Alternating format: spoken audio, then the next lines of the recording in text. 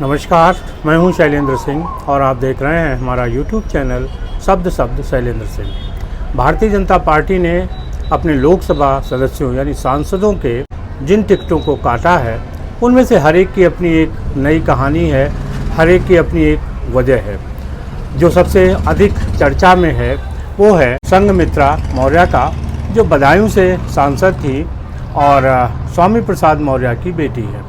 संघमित्रा मौर्य का टिकट इसलिए कटा क्योंकि उनके पिता स्वामी प्रसाद मौर्य भारतीय जनता पार्टी से अलग हो चुके थे और वो समाजवादी पार्टी में गए। इसके अलावा जब समाजवादी पार्टी में थे तब और उसके पहले भी उन्होंने हिंदू समाज को लेकर, रामचरितमानस को लेकर कई बार आपत्तिजनक कहा, जिससे भारतीय जनता पार्टी का नेतृत्व और उसका वोटर खास तौर पे नाराज़ था और लगातार ये दबाव बन रहा था कि वो संघमित्रा मौर्य का भी टिकट काटे और अंत में टिकट कट गया। लेकिन क्या सिर्फ स्वामी प्रसाद मौर्य की बेटी होने के कारण, हिंदू समाज को लेके जो स्वामी प्रसाद मौर्य ने कहा उसकी वजह से टिकट कटा? ये पूरा सच नहीं है। असल में संघमित्रा मौर्य का टिकट कटने के पीछे एक दूसरी बड़ी वजह है, उनकी शादी को लेके एक विवाद होना। संघमित्रा मौर्य की शादी को लेके एक विवाद है और जो 2019 का लोकसभा का चुनाव था उसमें संघमित्रा ने कहा था कि वो अविवाहित हैं। इसके बाद फिर 2021 में पता चला कि संघमित्रा का तलाक हो चुका है। तो इस तरीके से संघमित्रा का जो विवाहित जीवन था उसको लेके एक कंट्रोवर्सी थी। इस बीच इसी कड़ी से जुड़ी एक और घटना सामने आई जब लखनऊ के रहने वाले दीपक कुमार स्वर्णकार ने ये दावा किया कि वो 2016 से संघमित्रा के साथ में लिव इन रिलेशन में रह रहा था और उसके साथ संघमित्रा ने शादी भी की थी और संघमित्रा ने उसको बताया था कि उनका तलाक पहले हो चुका है। और 2019 के जो घोषणा पत्र था उसमें भी संघमित्रा मौर्य ने ये कहा। बाद में 2021 में पता चला कि तलाक उनका पहली जो शादी थी अब हुआ है। ऐसे में जो दीपक कुमार स्वर्णकार है, जिसने लिव इन रिलेशनशिप में संघमित्रा के साथ रहने का दावा किया था, उसने MP MLA कोर्ट में एक मुकदमा दायर किया। ये मुकदमा तमाम गवाहियों और सबूतों के बाद आगे बढ़ा।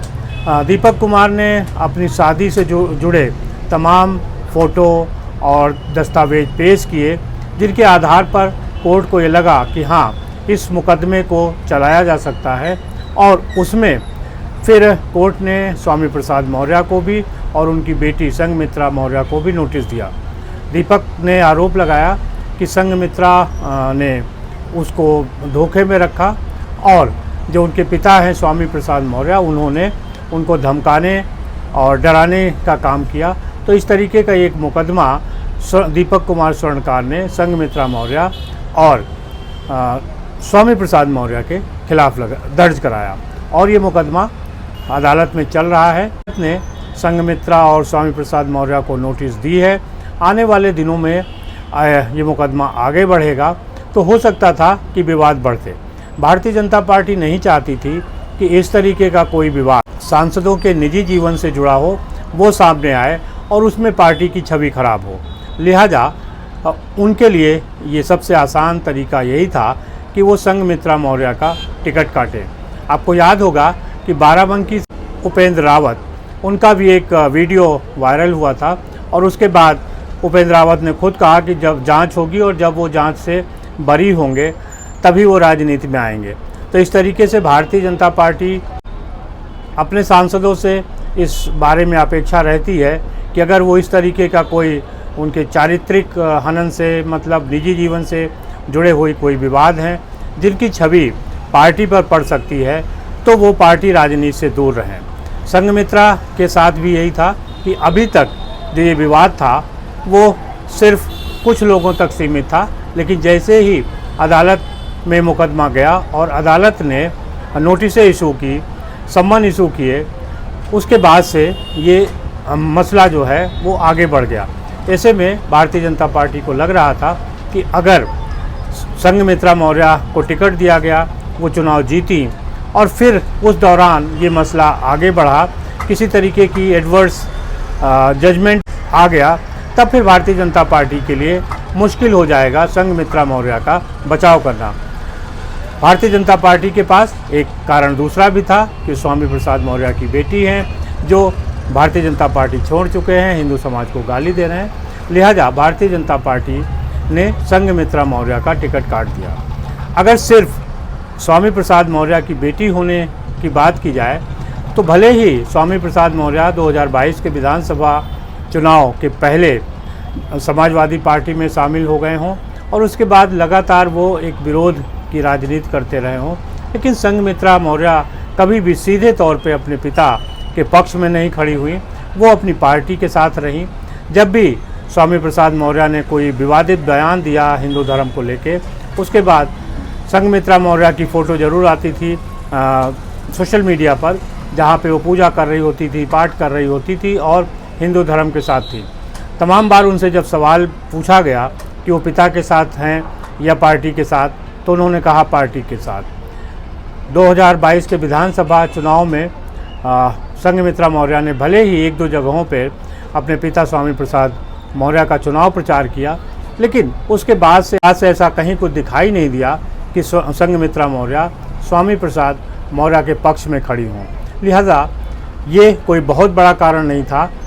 भारतीय जनता पार्टी को दिक्कत तब होती जब संघमित्रा मौर्य के विवाह को लेके कोई ऐसा फैसला आता जो पार्टी की छवि को खराब करता। लिहाजा उसने इस मसले से दूर रहने में ही भलाई समझी और स्वामी प्रसाद मौर्य की बेटी संघमित्रा मौर्य का टिकट कट गया।